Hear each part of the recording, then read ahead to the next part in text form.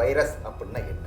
ஆக்சுவலாக எங்களுக்கு infectious disease கம்யூனிட்டியில் கொஞ்சம் ஆச்சரியமாக இருக்குது. ஏன் இந்த வைரஸ் பற்றி இவ்வளோ நியூஸ் வந்திருக்கு, ஏன் ஜனங்கள் இவ்வளோ கவலைப்படுறாங்க. கட்டாயம் பயப்படவே வேண்டாம், இது சைனாலேருந்து வரலை. இது எப்போவுமே கட்டாயம் டெஸ்ட் இருக்குது. ஆனால் நாங்கள் 99% ஆஃப் கேசஸ்க்கு டெஸ்டிங் பண்ண மாட்டோம். ஏன்னு கேட்டிங்கன்னா, இந்த வைரஸ்க்கு வேக்சின் இல்லை. தடுக்கணும்னா மாஸ்க் ஒண்டி தான் போட்டாலும். திருமண பக்கம் எல்லாம் அந்த ஹெச்எம்பிவி வைரஸை பற்றிய பேச்சும் பயமும் ரொம்பவே அதிகமாக இருக்குது. முதல்ல இந்த ஹெச்எம்பிவி வைரஸ் அப்படின்னா என்ன? ஹெச்எம்பிவினா ஹியூமன் மெட்டா நியூமோ வைரஸ். இந்த வைரஸ் பற்றி எங்களுக்கு மெடிக்கல் கம்யூனிட்டியில் கடைசி 25 வருஷத்துக்கு தெரியும். ஆக்சுவலாக எங்களுக்கு இன்ஃபெக்ஷஸ் டிசீஸ் கம்யூனிட்டியில் கொஞ்சம் ஆச்சரியமாக இருக்குது. ஏன் இந்த வைரஸ் பற்றி இவ்வளோ நியூஸ் வந்திருக்கு, ஏன் ஜனங்கள் இவ்வளோ கவலைப்படுறாங்க, ஏன் இவ்வளோ நியூஸ் கவரேஜ் இப்போ வந்திருக்குன்னு. நீங்கள் பார்த்தீங்கன்னா, நாங்களே என்னோடய ஹாஸ்பிட்டல்லையே வருஷம் அட்லீஸ்ட்டு 8லேருந்து 10 கேஸ் பார்ப்போம். யூஸ்வலாக இது வின்டர் டயத்தில் வரும். இது என்ன வைரஸ்னு கேட்டிங்கன்னா, இன்ஃப்ளூயன்ஸா வைரஸ் பற்றி கேள்விப்பட்டிருக்கீங்க, ஃப்ளூ வைரஸ்னு. அது எப்போவுமே கடைசி 100 வருஷத்துக்கு எல்லாத்துக்கும் அந்த வைரஸ் பற்றி தெரியும். ரீசெண்டாக 4 வருஷத்துக்கு முன்னாடி கொரோனா வைரஸ் பற்றி கேள்விப்பட்டிருக்கீங்க, கோவிட்-19 சிவியராக இருந்துச்சு. ஏன்னா ஜனங்களுக்கு யாருக்கும் இம்யூன் சக்தியே இல்லை. ஆனால் ஹெச்எம்பிவிக்கு இம்யூன் சக்தி எப்போவுமே ஜனங்களுக்கு இருந்திருக்கு. ஸ்டடீஸில் கண்டுபிடிச்சிருக்காங்க, இந்த வைரஸ் ஆக்சுவலாக 50 வருஷமாக சுற்றிக்கிட்டு இருக்கு. ஸோ ஜனங்களுக்கு நிறைய இம்யூன் சக்தி இருக்குது. அடிக்கடி கேசஸ் பார்ப்போம். இது முக்கியமான விஷயம், இது புது வைரஸ் இல்லை, இது தெரிஞ்ச வைரஸ். எப்போவுமே நாங்கள் பார்க்குற வைரஸ் தான்.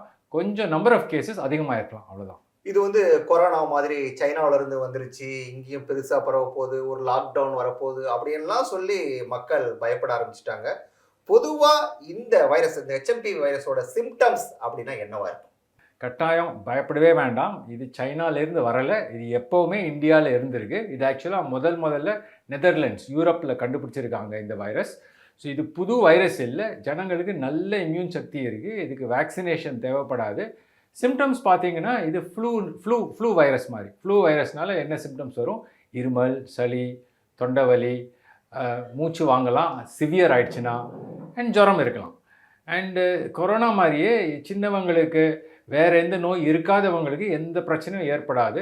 4-5 நாளில் தானாலே சரியாயிடும். யாருக்கு நோய் அதிகமாகலான்னு கேட்டிங்கன்னா, கொரோனா மாதிரியே அண்டர்லைன் ஹார்ட் டிசீஸ் இருந்துச்சு, இல்லை லங் டிசீஸ் இருந்துச்சு, கேன்சர் பேஷண்ட்டு, இந்த மாதிரி பேஷண்ட்ஸ்க்கு கொஞ்சம் நோய் அதிகமாகலாம், ஆக்சிஜன் தேவைப்படலாம், ஹாஸ்பிட்டலில் வென்டிலேட்டர் கேசஸ் அந்த மாதிரி ஆகலாம்.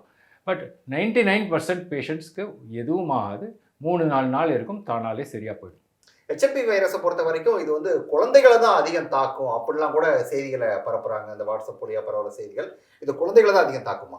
அப்படின்னு இல்லைங்க. நீங்கள் எந்த வைரஸும் பார்த்தீங்கன்னா குழந்தைகளுக்கு தான் அதிகமாக சிம்டம்ஸ் ஏற்படும். ஏன்னா வயசாக எதிர்ப்பு சக்தி உண்டாயிடும்.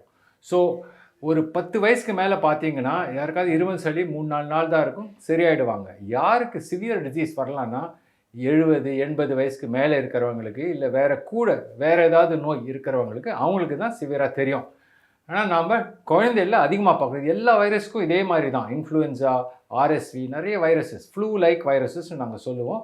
குழந்தைகளுக்கு சிம்டம்ஸ் தெரியும், பட் சிவியரிட்டி அதிகமாக இருக்காது. மைல்டு டிசீஸ் தானாலே ஒரு வாரத்துக்கு கீழே சரியாயிடும். இந்த ஹெச்எம்பிவி வைரஸை பொறுத்த வரைக்கும் சர்க்கரை நோயாளிகளை அதிகம் பாதிக்குமா? ஆக்சுவலாக நீங்கள் பார்த்தீங்கன்னா கொரோனாக்கும் சர்க்கரை நோய்க்கும் டைரக்ட் கனெக்ஷன் இருந்துச்சு. யாரோட சுகர் அவுட் ஆஃப் கண்ட்ரோலில் இருக்கோ, யார் மருந்து எடுக்காதவங்களுக்கு இருக்காங்களோ, அவங்களுக்கு சிவியர் கொரோனா வரத்துக்கு வாய்ப்பு உண்டு. அதே மாதிரி தான் இதில் கூட ஆகலாம், பட் அந்த அளவுக்கு இல்லை. இப்போ கொரோனா மாதிரி சிவியர் கேசஸ், ஹாஸ்பிட்டல்ஸ் பூரா வென்டிலேட்டர் கேசஸ், இல்லை நிறைய ஜனங்கள் இறந்து போயிருந்தாங்க, அந்த மாதிரி ஆகவே ஆகாது இந்த வைரஸ். ஏன்னா ஆல்ரெடி எக்கச்சக்க இம்யூனிட்டி இருக்குது, பாப்புலேஷன் இருக்குது. சுகர் அதிகமாக இருந்துச்சுன்னா கட்டாயம் கொஞ்சம் ரிஸ்க் அதிகம். ஸோ உங்களுக்கு சுகர் இருந்துச்சுன்னா சுகரை கண்ட்ரோலில் கொண்டாங்க. பட் இதை பற்றி கவலைப்பட வேண்டாம், புது வைரஸ் வந்துருச்சு, ஜனங்கள் இறந்து போகிறாங்க, நான் ஹாஸ்பிட்டல் அட்மிட் ஆக போகிறேன், அந்த மாதிரி கவலைப்பட வேண்டாம். ஹெச்எம்பிவி வைரஸ் எனக்கு வந்துருச்சு அப்படின்னு சொல்லிட்டு நான் எப்படி கண்டுபிடிக்கிறதுக்கு, அதுக்கு ஏதாவது டெஸ்ட் இருக்குதா அப்படிங்கிறது ஒன்று. ரெண்டாவது, இதுக்கு ஹாஸ்பிட்டல் அட்மிஷன் அப்படிங்கிறது தேவைப்படுதா? கட்டாயம் டெஸ்ட் இருக்குது. ஆனால் நாங்கள் 99% ஆஃப் கேசஸ்க்கு டெஸ்டிங் பண்ண மாட்டோம். ஏன்னு கேட்டிங்கன்னா 99% ஆஃப் கேசஸ்க்கு ட்ரீட்மெண்ட் ஒரே டெஸ்ட் பண்ணுறோமோ இல்லையோ, டெஸ்ட்டு பாசிட்டிவோ நெகட்டிவோ என்ன ட்ரீட்மெண்ட்? பேராசிட்டமால், வீட்டில் இருங்க, நிறைய வாட்டர் குடிங்க, ஒழுங்காக சாப்பிடுங்க, வேறு ஏதாவது நோய்கள் இருந்துச்சுன்னா அதை கரெக்டாக கொண்டாங்க. ஸோ டெஸ்ட்டு பாசிட்டிவோ நெகட்டிவோ வைத்தியத்தில் வித்தியாசமே இல்லை. அண்ட் ஸ்பெசிஃபிக்காக ஆன்டி வைரஸ், இப்போ இந்த இன்ஃப்ளூயன்ஸாக்கு ஓசல் டாமிவிர், டாமி ஃப்ளூ கேள்விப்பட்டிருப்பீங்க, இந்த கொரோனாக்கு இந்த ரெம்டெசிவிர்னு இந்த இன்ஜெக்ஷன் கேள்விப்பட்டிருப்பீங்க. அந்த மாதிரி ஆன்டி வைரல் மருந்து எதுவும் இல்லை. ஸோ நாங்கள் டெஸ்டிங் செய்ய மாட்டோம். இந்த டெஸ்ட்டு வேறு கமர்ஷியல் லேப்ஸில் பார்த்தீங்கன்னா கொஞ்சம் விலையான test, up to 10,000 to 15,000 rupees ஆகலாம். ஸோ அந்த மாதிரி செலவு தேவையே இல்லை. ஏன்னா இது அவ்வளோ சீரியஸ் வைரஸ் இல்லை. யாருக்கு டெஸ்டிங் பண்ணுவோம்னா, ஹாஸ்பிட்டலுக்கு அட்மிஷன் அந்த மாதிரி கேஸஸ்க்கு, சிவியர் நிமோனியா வர கேஸஸ்க்கு, இல்லை வென்டிலேட்டர் வேலை போகிற கேஸஸ்க்கு என்ன நோய்னு கண்டுபிடிக்கிறதுக்கு, கொரோனா இல்லை, ஃப்ளூ இல்லை, இந்த வைரஸ்னு கன்ஃபார்ம் பண்ணுறதுக்கு அந்த மாதிரி கேஸுக்கு தான் டெஸ்டிங் பண்ணுவோம். ஸோ பேசிக்கலி உங்களுக்கு ஹாஸ்பிட்டல் அட்மிஷன் தேவையில்லைன்னா உங்களுக்கு டெஸ்டிங்கே தேவையில்லை. சாதாரண இருமல் ஸ்டடி மாதிரி வச்சுக்கலாம், அதே மாதிரி தானாலே சரியாயிடும். ஹெச்எம்பிவி வைரஸ் எனக்கு வந்துருச்சு போயிருச்சு அப்படிங்கிறத ஏதாவது கண்டுபிடிக்கிறதுக்கு வழி இருக்கா? வழி இருக்குது, ஆனால் தேவையே இல்லை. இப்போ மின்காலத்தில் என்ன பண்ணுவீங்க? உங்களுக்கு இருமல் சளி மூக்கு சளி வந்துருச்சுன்னா 3 நாள் வீட்டில் ரெஸ்ட் எடுப்பீங்க, அப்புறம் திருப்பி ஸ்கூலுக்கு போவீங்க, வேலைக்கு போவீங்க. அதே மாதிரி தான் இது ஹெச்எம்பிவியாக இருக்கலாம், கொரோனாவாக இருக்கலாம், ஃப்ளூவாக இருக்கலாம். சிம்டம் சிவியராக இல்லைன்னா டெஸ்டிங் தேவையில்லை. சரிங்களா? ஸோ டெஸ்டிங் பற்றி கவலைப்பட வேண்டாம். எல்லா அக்யூட் ரெஸ்பிரேட்டரி இல்னஸ்னு சொல்லுவோம். எல்லா வைரஸ்க்கும் சிம்டம்ஸ் ஒன்று தான். Only severe cases, hospital admission கேசஸ்க்கு எந்த வைரஸ்னு கண்டுபிடிக்கிறது முக்கியம். வந்த பிறகு ஓகே, எனக்கு இந்த ஹெச்எம்பிவி வைரஸ் வரவே கூடாது, இது தாக்கவே கூடாது அப்படின்னா நான் என்னென்ன விஷயங்கள்ல ரொம்ப ரொம்ப கவனமாக இருக்கணும்? ஹெச்எம்பிவி வைரஸ் நிறைய பேருக்கு வரலாம், குழந்தைகளுக்கு வரலாம், அடல்ட்ஸ்க்கும் வரலாம்.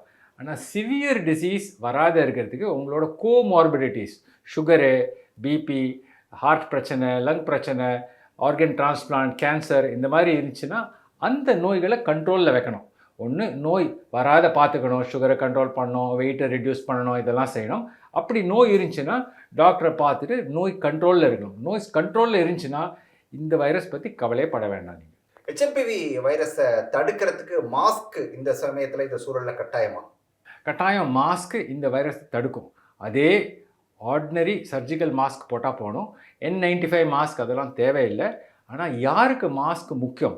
உங்களுக்கு வேறு நோய் இருந்துச்சுன்னா, ஃபார் இன்ஸ்டன்ஸ் நீங்கள் கேன்சர் இருந்துச்சு, கீமோதெரப்பி, ரேடியேஷன் அந்த மாதிரி எடுக்கிறீங்க, இல்லை ஆர்கன் டிரான்ஸ்பிளான்ட் ஆகிருக்கு, இல்லை சிவியர் ஹார்ட் டிசீஸ், இல்லை ரொம்ப வயசு 70, 90 வயசு, அந்த மாதிரி இருந்துச்சுன்னா உங்களுக்கு ரிஸ்க் அதிகம். அண்ட் எப்போ மாஸ்க் போட்டானோ நீங்கள் வெளியில் போகிறீங்க, இல்லை இன்டோர் ஏரியாவில் எங்கேயாவது கூட கல்யாணத்துக்கு போகிறீங்க, மாஸ்க் கழட்டி சாப்பிட வேண்டியிருந்துச்சு, அந்த மாதிரி இன்டோர் ஏரியாஸ், வென்டிலேஷன் இல்லாத ஏரியாஸ் போனீங்கன்னா மாஸ்க் போட்டுட்டு போங்க.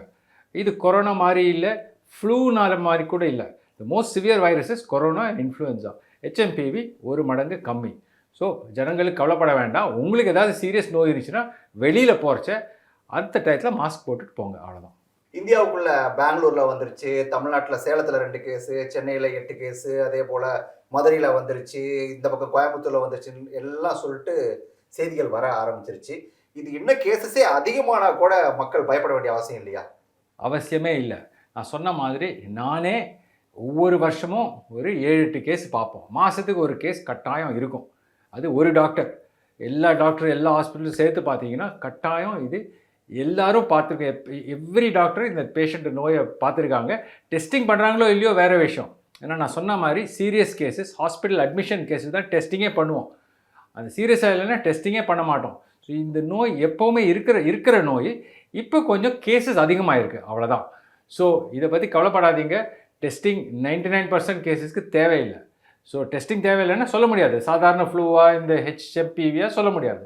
அது உங்களுக்கு எந்த நோய் இருந்தாலும் வைத்தியம் ஒன்று தானே. ஸோ டெஸ்டிங்கே தேவையில்லை. இப்போது கொரோனாவுக்கு அதே போல் ஃப்ளூக்கெலாம் வேக்சின் இருக்கிற மாதிரி இதுக்கு ஏதாவது வேக்சின் இருக்கா? இல்லை, இந்த வைரஸ்க்கு வேக்சின் இல்லை. தடுக்கணும்னா மாஸ்க் ஒண்டி தான் போட்டானும். 2வது, எப்போது உங்களுக்கு இந்த நோய் வந்து தான் வரும். உங்களுக்கு சீரியஸ் நோய் வராத இருக்கிறதுக்கு உங்கள் வேறு அதர் டிசீஸை கண்ட்ரோலில் வைங்க. வேக்சின் பற்றி கவலைப்படாதீங்க. இது கட்டாயம் கொரோனா மாதிரி இல்லை. ஏன் கொரோனா சிவியராக வந்துருச்சுன்னா பாப்புலேஷனுக்கு எதிர்ப்பு சக்தியே இல்லை.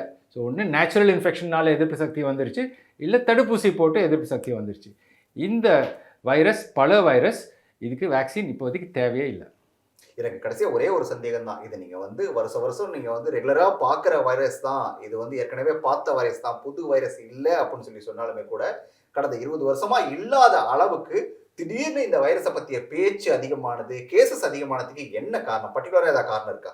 இது 2 காரணங்கள் இருக்கலாம். ஒன்று, நீங்கள் பார்த்தீங்கன்னா கொரோனா டயத்தில் எல்லா ரெஸ்பிரேட்டரி வைரஸஸ், இருமல் சளி வழியாக பரவுற வைரஸஸ் எல்லாம் கம்மியாக இருந்துச்சு. இன்ஃப்ளூயன்ஸா இருக்கலாம், ஆர்எஸ்வியாக இருக்கலாம், பர்டசிஸாக இருக்கலாம். ஸோ எல்லா வைரஸும் கம்மியாயிடுச்சு. அது ஏன்னா ஊரடங்குனால மாஸ்க் போட்டுட்டு இருந்தாங்க, ஜனங்கள் வீட்டில் இருந்தாங்க. ஸோ ஒருத்தர்கிட்டேருந்து இன்னொருத்தருக்கு பரவறதுக்கு வாய்ப்பு இல்லை. அதே மாதிரி இந்த HMPV virus number of cases கம்மியாயிடுச்சு. அண்ட் அதனால பாப்புலேஷனோட இம்யூனிட்டி ஓரளவுக்கு கொஞ்சோண்டு கம்மியாயிடுச்சு. அண்ட் இப்போ ஜனங்கள் மிக்ஸ் ஆகிடுச்சு, இந்த ஊரடங்கெல்லாம் எடுத்த அப்புறம் இந்த வைரஸ் கொஞ்சம் அதிகமாகிருக்கு. அது ஒன்று. ரெண்டாவது, சைனாவில் கொஞ்சம் அதிகமாக கேசஸ் பார்த்துருக்காங்க. அண்ட் நம்ம மனசில் பயம், கொரோனா சைனாலேருந்து வந்துருச்சு, இந்த புது வைரஸ் கூட அதே மாதிரி உலகம் பூரா பரவலான்னு பயம். ஸோ இது என்ன கேட்டிங்கன்னா more hype, that is more drama. நிஜ பேண்டமிக்கு பதிலாக மோர் ட்ராமா. ஏன்னா இது பல வைரஸ், தெரிஞ்ச வைரஸ். உடனுக்குடன் செய்திகளை தெரிந்து கொள்ள சன் நியூஸ் பெல் ஐகானை கிளிக் பண்ணுங்க.